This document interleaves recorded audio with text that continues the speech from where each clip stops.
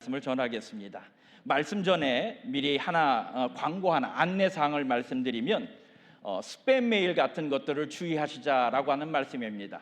제가 이전에 있던 미국 교회에서 간지 한 달이 안 되어서 제 이름으로 스팸 메일이 이제 전 교인에게 다 갔습니다. 무슨 내용이냐면 병원 신방하는데 필요하니까 기프트 카드를 달라고 암 환자 이런 환자를 도울 수 있는 타겟 카드나 아마존 카드를 보내달라는데 이름만 제 이름이지 이메일도 제 이메일이 아니고 이런 스팸 메일이 3차례나 그 교회에 있었어요. 처음 2번에는 굉장히 혼란스러웠었는데 3번째는 이제 알고 다 무시하셨지만 우리는 좀 상황이 다를 거라 생각이 되지만 제 이름으로 뭘 요구한다라는 건 다 스팸 메일입니다.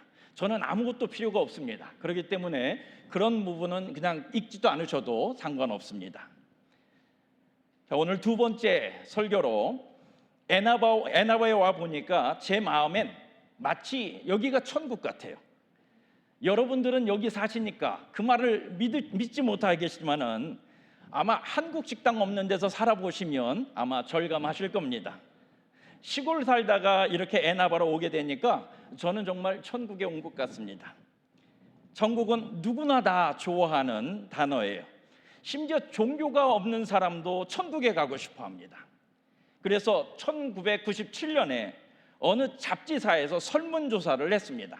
마침 그 해가 다이애나 황세자비하고 그리고 마더 테레사가 돌아가신 해예요. 그렇기 때문에 그 잡지사에서는 누가 천국에 갈 수 있을까라고 하는 질문을 가지고 설문조사를 했습니다. 이제 먼저 1번은 당시 대통령인 빌 클린턴 천국 갈까요? 라고 했을 때 응답했던 사람들은 52% 정도 천국 갈 것 같습니다 라고 대답을 했습니다. 2번째 이제 다이애나 영국 황세자비 천국에 갔을까요? 라고 물으니까 사람들이 60%는 천국 갔을 것 같습니다 라고 대답을 했어요.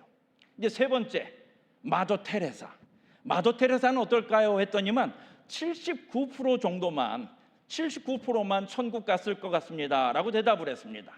근데 관건은 이제 네 번째 질문은 그럼 당신은 천국 갈 것 같습니까? 라고 물었더니 사람들은 87% 네, 나는 천국 갑니다 라고 그렇게 대답을 했다라는 거예요. 그러니까 자기가 마더 테레사보다 더 천국 갈 수 있다라고 우리는 그렇게 생각한다라는 겁니다.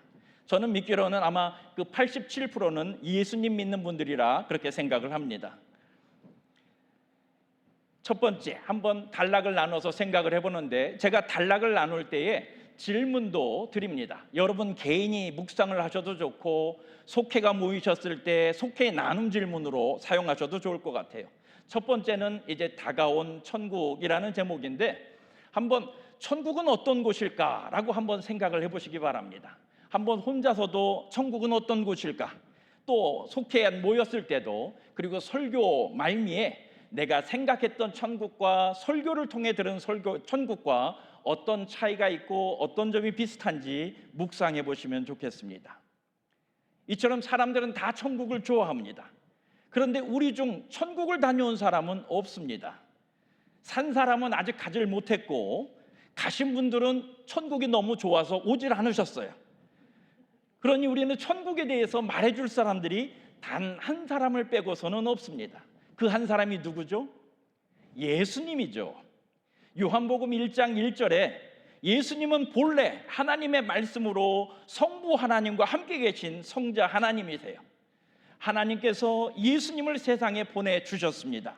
그래서 예수님은 천국에서 직접 세상으로 오신 유일하신 한 분이세요. 성경에 그 증거가 있는데 마태복음 22장에 보면은 천국을 믿지 않는 사두개인들이 예수님을 시험하려고 어려운 질문을 갖고 왔습니다. 그 당시에 이스라엘 전통에 근거한 질문인데 어떤 전통이냐면 이스라엘에는 형제가 결혼해서 형과 형수가 결혼했는데 형이 먼저 죽게 될 경우에는 결혼하지 않은 그 동생이 형수와 결혼함으로 인해서 집안의 그 땅, 유전으로 받은 그 땅을 계속 그 집안에 이어가도록 하는 계대 결혼이라고 하는 전통이 있어요. 자, 이 전통에 근거해 봤을 때 아니 그러면 여러 형제와 결혼한 그 아내는 천국이 있다면 과연 천국에서는 누구하고 부인이 될 것이냐라고 하는 것이 사두개인 또 천국을 믿는 바리새인 두 지파 간에 늘 다투는 대화였는데 바리새인이 그것에 대답을 못해요. 그 질문을 가지고 예수님께도 질문을 했습니다. 과연 누구의 아내가 되겠습니까? 라고 예수님도 질문에 답을 못하겠지 하고 생각해서 물었는데 예수님의 답은 너무도 간단했습니다. 뭐였습니까? 천국은 천사들처럼 시집가지도 않고 장가가지도 않는다라고 대답하심으로써 사람들이 감탄하게끔 만드셨어요. 예수님은 어떻게 이런 대답을 하실 수 있었을까요? 예수님은 천국에서 오셨기 때문에 예수님은 답을 연구할 필요도 없고 보신 바 그대로 말씀해 주시면 되셨습니다.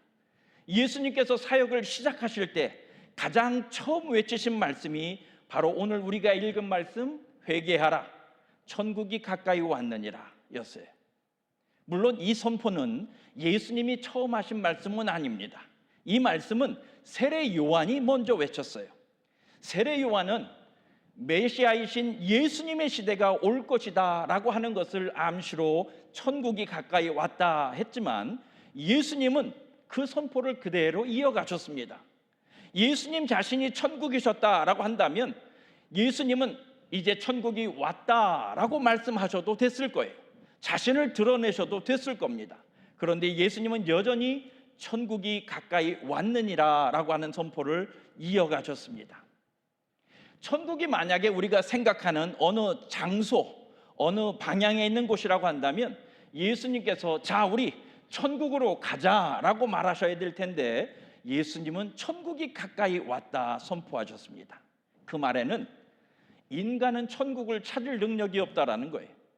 오히려 하나님께서 하나님을 알지 못하는 인간을 위해서 천국을 이 세상에 세우신다라고 하시는 말씀입니다. 누구를 통해서요? 예수님을 통해서죠. 예수님은 출생서부터 십자가에 죽으실 때까지 온전히 하나님의 뜻을 따라 사셨어요. 그렇기 때문에 예수님의 삶은 그냥 하나님의 뜻 그대로의 실현입니다. 예수님은 즉 하나님께로 가는 길이고 진리고 생명이 되십니다. 그렇게 예수님은 세상에서 천국을 시작하셨습니다. 만일 천국이 이 세상보다 좋지 않았다고 한다면 예수님은 굳이 십자가에서 죽지 않으셔도 돼요. 이 세상에서 성공적인 삶을 사셨을 겁니다. 그러나 예수님은 우리에게 천국을 주시려고 십자가에 달리셨어요. 어느 분의 글에 이런 길이 있습니다. 만일 우리에게 가장 필요한 것이 돈이었다라고 한다면 하나님은 사업가를 우리에게 보내주셨을 것이다. 만일 우리에게 가장 필요한 것이 웃음이었다고 한다면 하나님께서는 우리에게 코미디언을 보내주셨을 것이다. 그러나 우리에게 가장 필요한 것은 뭐냐? 죄로부터의 해방이었기 때문에 하나님은 우리에게 대속제물로 예수님을 보내주셨습니다 라고 고백해요. 예수님은 승천하실 때까지 마지막까지 하나님의 나라를 선포하셨습니다. 두 번째 묵상할 것은 한 주님의 선포 회개하라. 이로써 우리가 묵상해 보실 질문은 뭐냐면 내 삶의 주인은 누구인가? 물론 이 순간엔 내 삶의 주인이 예수님이시기 때문에 우리가 다 이 자리에 순종하여 모인 줄로 믿습니다. 그러나 우리 매일의 삶, 매일의 순간, 선택의 순간에 선택의 기준이 누구인가? 나인가? 내 가족인가? 예수님인가? 예수님이 천국이라면 왜 예수님을 믿는 내 삶은 천국이 아닌가요? 그런 의문을 가질 수 있을 거예요. 예수님께서 사역하실 때에도 성경 박사이고 유대인의 지도자라고 하는 니고데모가 사람들의 눈을 피해서 밤중에 예수님을 찾아와서 어떻게 해야지 천국에 들어가는지를 물었습니다. 그때 예수님은 물과 성령으로 거듭나야 한다라고 대답하셨어요. 거듭난다라고 하는 그 의미는 단순히 말하면 삶의 주인이 바뀌었다라고 하는 것을 의미합니다. 물과 성령으로 거듭나는 것은 내 삶의 주인이 내가 아니라 예수님이 될 때에 비로소 우리가 천국에 들어가는 것, 천국을 경험하는 것, 천국의 주인이 된다 말씀하셨습니다. 예수님을 주인으로 모신 삶은 내 자유를 빼앗기는 것이 아니에요. 예수님을 주인으로 모신 그때에 우리는 비로소 하나님의 자녀가 된다라는 것입니다. 예수님의 보혈로 우리 죄를 씻어서 예수님이 우리를 다 씻어주심으로 우리는 죄의 심판을 면했기 때문에 하나님의 자녀라는 것입니다. 예수님께서 회개하라를 먼저 선포하신 이유는 회개는 우리가 예수님을 나의 주로 고백함으로써 천국을 경험케 하는 하나님의 은혜이기 때문이에요. 본래 죄는 죽음입니다. 잘못하면 죽어야 돼요.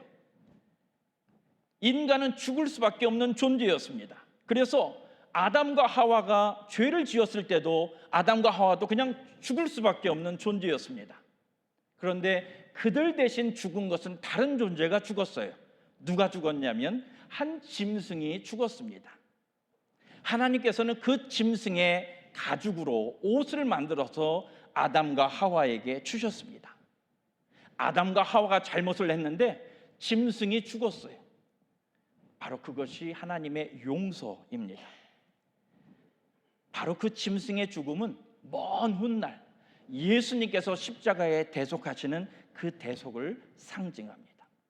하나님은 죄인이 된 인간에게 회개를 은혜로 허락하셨어요. 잘못을 했어도 다시금 하나님의 자녀로 돌아올 길을 허락해 주셨습니다. 회개는 그래서 우리의 능력으로 할 수 있는 것이 아니라 하나님의 은혜 받은 자가 할 수 있는 고백입니다. 본래 문제는 죄 지은 우리가 문제지 환경이 아니다라고 하는 것을 아담과 하와를 통해서 알 수 있습니다. 아담과 하와가 있었던 곳이 어디였습니까? 에덴 동산이에요. 지상 낙원입니다. 거기에 부족한 것이 있었겠습니까? 그런데 그곳에서 하나님 말씀을 뒷전으로 하게 될 때에 사탄, 뱀의 유혹이 귀에 들어왔고, 그래서 그들이 갖고자 했던 욕심이 무엇냐면 나도 하나님처럼 되고자 하는 마음을 가졌어요. 사람은 결코 아무리 좋은 환경에 있어도 만족할 수 없는 존재다라고 하는 것을 아담과 하와를 통해서 알 수 있습니다. 그래서 예수님께서 세상에 오신 것은 우리에게 빵을 주시러, 돈을 주시러, 건강을 주시러 오신 것이 아니라 궁극적으로 하나님의 이미지가, 하나님의 형상이 깨어진 우리를 죄에서부터 건지시기 위해서 오셨다라는 겁니다. 그래서 제 간증을 하나 말씀드리려고 하는데, 동일한 사건을 겪었는데 전혀 다른 감정을 또 갖게 되는 그 간증을 하려고 합니다. 벌써 14년 전 일이었는데요. 제가 타고 다니던 차가 문제가 생겼습니다. 달리던 중에 차 핸들이 잠기는 거예요. 그러니 그냥 속도를 내면 차가 전복될 위험이 있었습니다. 그런데 이게 불규칙하게 나타난 현상이라 무엇이 문제인지도 알지 못했습니다. 돈은 돈대로 비용을 지불해도 수리가 안 되고 현상이 반복됐습니다. 당시에는 이제 유학생이니까 재정이 없으니 발만 동동 불을 띄었습니다. 그때 이제 제 눈에 들어오는 한 광고가 있었습니다. 당시 제 아이들이 초등학생들이었는데 학교에서 그 교육기금 마련하는 그런 경품 추첨하는 행사를 했어요. 그런데 플랜카드를 크게 해놨는데 플랜카드에 보이는 그 그림이 뭐냐면 1등은 차를 준다는 거예요. 아, 이거는 하나님의 음성이다. 아이를 내려놓자마자 그 배너를 본 그날 가서 교육기금을 제가 이제 도네이션하고 25불 그리고 티켓 한 장을 샀습니다. 그리고 이제 여러 달이 지났어요. 그리고 한 6개월이 지났나? 그리고 나서 경품 추첨하는 그 날이 됐습니다. 저도 행사장에 당연히 갔죠. 다른 사람은 막 래플 티켓을 100장씩 들고 오는데 한 장 달랑 들고 거기에 갔습니다. 어떻게 됐을까요? 자, 사진 좀 보여주시겠습니까? 제가 당첨이 됐습니다. 제가 1등이 돼서 그 차를 당첨받았어요. 자, 그래서 이건 하나님의 은혜죠. 정말 많은 분들이 축하해 주셨습니다. 어떤 분은 저런 거 가짜인 줄 알았는데 진짜 되네 하시면서 많은 분들이 축하해 주시고, 심지어는 제가 이제 그 학교 교회에서 매 새벽마다 예배를 하는데 새로운 분들이 예배에 오시는 거예요. 그래서 아니 웬일인가 하고 계속 나오시는 분께 아니 어떻게 오셨냐라고 물어봤더니만 이 교회가 목사가 당첨이 됐다고, 이 교회가 기도 응답을 좀 잘 받는 것 같다고 하면서 몇 분들이 새벽 예배에 그렇게 참석하셨습니다. 그렇게 한참 사람들에게 칭찬도 듣고 이제 기적이다, 하나님의 응답이다라고 하는 그런 사인을 갖고 이제 지냈는데 기쁨이 1년을 채 가지 않았습니다. 뭐 사고가 있었던 것은 아니고요. 1년을 가지 않았던 이유가 뭐냐면 세금 때문에. 경품을 받으면 그에 합당한 세금을 내야 되는데 저는 전혀 그것을 생각지 못했던 거예요. 그러니까 제가 한참 재정적으로 어려울 때에 이렇게 경품을 받은 것만으로도 아이고 하나님 감사합니다 해서 저를 사랑하시는군요 라고 고백을 했는데, 세금을 낼 때가 되고 나니까 아이고 하나님 왜 자동차 경품 되게 하셔서 세금 내게 하십니까? 라고 하는 원망이 제 안에서 올라오더라고요. 그 원망이 순간 올라올 때 제 스스로 깨달은 게 뭐냐면 제가 마치 요나 선지자 같은 입장 같았어요. 요나 선지자가 니느웨 성 무너지기를 바라고 있을 때에 땡볕이 뜨거우니까 하나님께서 박넝쿨로 그림자를 내려주셨더니 너무도 기뻐했거든요. 그런데 하나님께서 그 다음날 벌레를 보내서 박넝쿨이 시들게 했더니만 다시 땡볕 때문에 하나님 앞에 나 죽겠습니다 라고 원망했던 그 모습이 제 모습과 같았다라고 하는 것입니다. 자, 보시면 하나님께서 경품 당첨하실 땐 계시고 세금 낼 때는 안 계시는 건가요? 하나님이 계셨다가 안 계시는 똑같은 사건인데 언제는 감사하고 언제는 원망하는 그 이유가 무엇일까요? 우리 안에 내가 선악을 판단하는 주체가 되었다라는 거예요. 원인은 우리가 선악과를 먹은 죄인이라는 것입니다.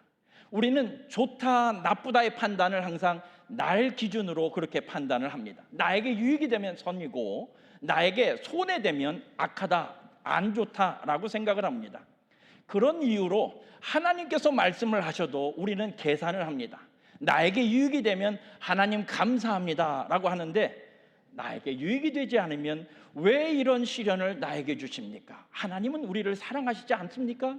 하나님은 항상 사랑하시는데 우리의 마음이 그걸 좋지 않게 생각한다라는 거예요. 그런 이유로 우리가 사는 동안에 고통을 받는 이유는 우리가 슈퍼맨처럼 예수님처럼 능력이 부족해서가 아니라 우리가 좋고 싫다라고 하는 그 판단을 항상 나에게 기준을 두고 있기 때문에 감사할 조건이 없다라는 겁니다. 회개하라. 회개는 뭐냐면 내 삶의 주권을 하나님께 돌려드리는 거예요. 내가 좋다 싫다를 판단하지 않겠습니다. 하나님은 항상 나를 사랑하시기 때문에 하나님의 뜻은 항상 좋습니다. 우리가 고난 가운데 나아갈 땐 나를 벌 주시는 게 아니라 나밖에 이 사명을 감당할 수 없기 때문에 하나님이 나를 보내주셨습니다. 하나님 사랑 힘입어 이 길을 가겠습니다. 하나님은 선하십니다. 여전히 고백할 수 있는 것이 삶의 주권을 하나님께 돌려드리는 것입니다. 마지막 세 번째, 이제 우리 안에 하나님 나라를 생각해 보려고 합니다. 세 번째 나눔의 질문은 여러분들은 어디서 하나님의 통치를 발견하십니까? 하나님이 다스렸습니다 라고 하는 때가 언제이십니까?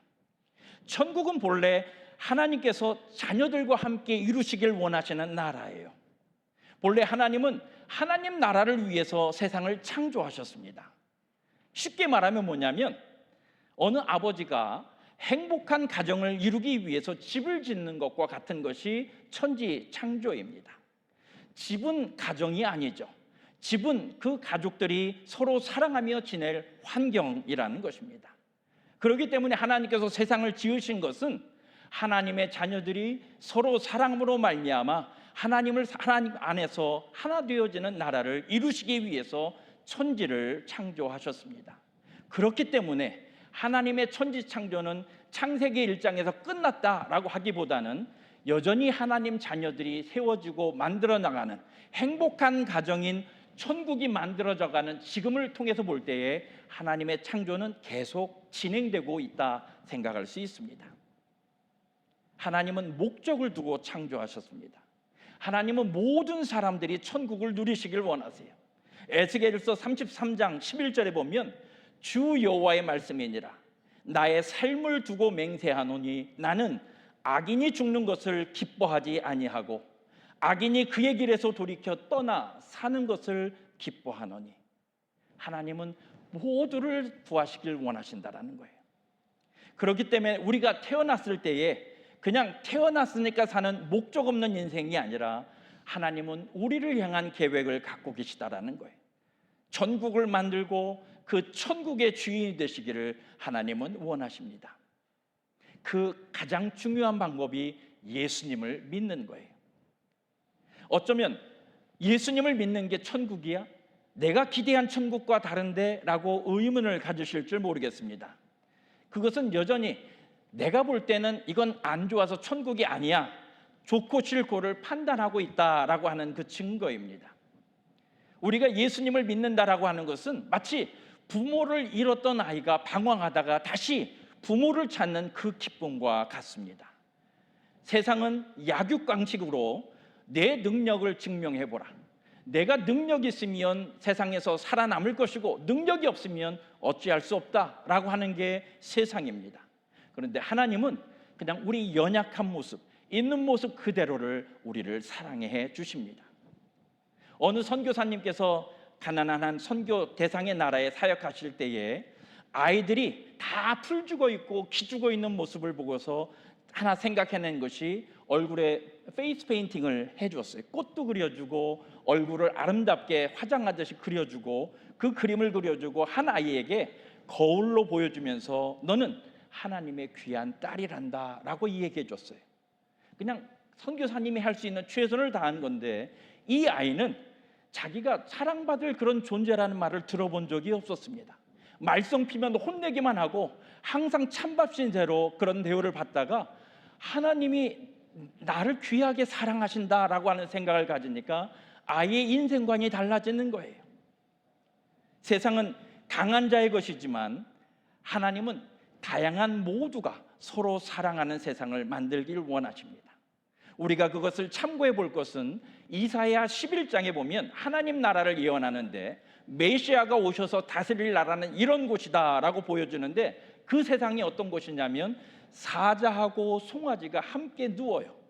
그리고 어린아이가 독사굴에 손 놓고 장난치는데 뱀이 물지 않습니다. 왜 그렇습니까? 강자가 강함으로 약자를 군림하는 게 아니라 약자와 친구가 되는 것은 바로 거기에 하나님께서 다스리고 계시다라고 하는 거예요. 바로 그것은 그들이 서로 사랑한다라고 하는 것입니다. 이것은 가상소설이 아니라 실제 우리가 확인할 수 있는 현실입니다. 어디서요? 교회에서요. 사도행전에 기록된 것을 보면 초대교회에 서로 원수지간인데 예수님 때문에 하나 된 기록들이 있습니다. 유대인들은 본래 이방인들을 사람 취급하지 않고 식사도 같이 않는데 누구와 함께 어울려 예배했냐면 헬라인들과 함께 예배했어요. 또 당시에 유대인들을 정복했던 로마의 백부장 고넬료가 교회에 있었고 동시에 로마로부터 우리 해방해야 된다라고 했던 예수님의 12제자 중 한 명 열심당원 시몬이 있었습니다. 둘은 말하자면 로마 백부장과 독립투사 적이에요. 또 도망간 노예 오네시모, 그 노예의 주인 빌레몬, 그들이 종과 주인이 한 교회의 형제가 되었습니다. 이처럼 교회는 모두가 다 다른 배경, 다른 문화를 배경으로 한 사람들이 예수님을 나의 구주, 나의 그리스도라 고백함으로 말미암아 한 몸, 한 지체가 되는 것이 교회라는 것입니다. 그래서 교회는 천국을 세상에 심는 곳입니다. 이것이 우리가 이 땅에서 경험하는 천국입니다. 한 예화로 설교를 마치려고 합니다. 한 청년이 새로운 지역으로 이사를 해서 교회를 정하기를 원했습니다. 지역에 교회가 너무 많아서 쉽게 교회를 정하지 못해서 생각해낸 것이 경찰관한테 물어보자라고 해서 지역 경찰관에게 가서 교회 하나를 좀 추천해 주기를 바랬습니다. 그랬더니 경찰이 어느 교회를 대뜸 추천해 주었습니다. 그리고 이 청년이 경찰에게 물었습니다. 아니, 그 교회를 추천해 주시는 이유가 있습니까? 라고 물었더니 그 경찰이 대답하기를, 나는 교회를 잘 모르지만 주일 예배 후에 나오는 사람들의 얼굴이 그 교회 사람들이 제일 밝았어 라고 경찰관이 이야기하더라는 거예요. 하나님 나라는 말에 있지 않고 오직 능력에 있다. 고린도전서 4장 20절에 선포합니다. 우리 형제 자매의 모습 속에서 예수님을 발견하시기를 바랍니다. 내 뜻과 다른 경우, 일이 내 뜻과 다르게 진행되는 경우 그 상황은 예수님께서 인도하시는구나 라고 고백하시길 바랍니다. 우리는 계획하지만 그 일을 이루시는 분은 하나님이시다 고백해야 합니다. 내 뜻이 아닌 하나님 뜻이 이루어질 때 그곳이 바로 천국입니다. 사람들은 우리를 통할 때에 천국을 볼 것입니다. 함께 기도하겠습니다. 감사합니다. 하나님, 자녀들에게 천국의 말씀을 주심을 감사합니다. 우리는 천국에 들어갈 능력이 없지만 예수님을 보내주셔서 친히 천국의 문이 되어 주셨습니다. 예수님은 하나님께 돌아갈 길이요 진리요 생명이시니 우리를 예수님으로 인하여 교회되고 하나님 자녀 되었습니다. 고통받는 자녀들을 모두 구하기까지 구원을 쉬지 않으시는 하나님의 사랑을 따라 우리도 서로 사랑하고 이웃에게 천국 복음을 전하길 원합니다. 우리에게 지혜와 용기 그리고 무엇보다 천국을 사는 기쁨을 허락하여 주옵소서. 허락하신 은혜에 감사하며 정성껏 준비한 예물을 드립니다. 소득의 11조와 감사 헌금과 주일 헌금과 선교를 위한 헌금을 드립니다. 하나님, 이 예물들이 생색내는 것이 아닌 모두 은혜에 대한 감사로 받아 주시옵소서. 이 예물이 쓰이는 곳에 우리의 기도도 따르게 하셔서 물질과 기도가 협력해 하여 주옵소서. 우리가 사는 이 세상과 우리의 문제를 두고 기도합니다. 역사의 주관자이신 하나님께서 전쟁과 다툼을 멈추게 하시고 주의 자녀들이 살아나도록 구원을 베풀어 주시옵소서. 우리들의 자녀들이 하나님을 경외하며 기도할 때 응답하사 강하고 담대하게 하옵소서. 진리와 생명이신 예수 그리스도의 이름으로 기도합니다. 아멘.